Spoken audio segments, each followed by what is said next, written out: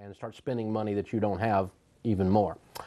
All right, checking in with the email bag, Tyler from Massachusetts writes, many people have a long-term need for life insurance. How can you recommend term to everyone? Don't you feel like you're giving them bad advice? Their term life insurance will likely expire when they need it most. Spoken like a great life insurance agent. Tyler, how long have you been selling life insurance?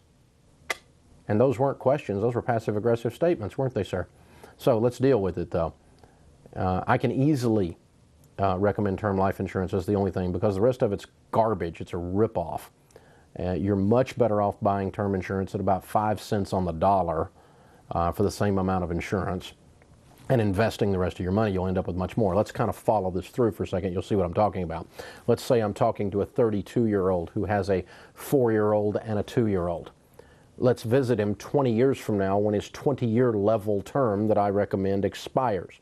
That would make him 52. He would have a 24-year-old and a 22-year-old. They should, hypothetically, both be out of college, both be grown, gone, out of the picture, no longer a liability. The kids are grown and gone at 52 for that 32-year-old 20 years from today.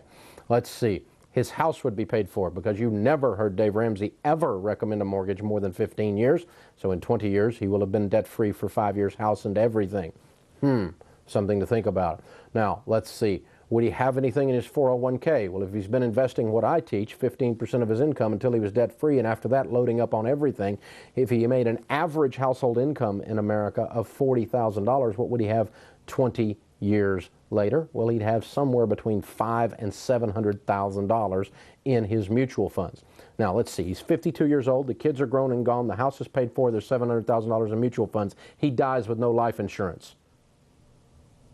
See, his wife's got no kids, no mortgage, and $700,000. I think she could struggle through, Tyler.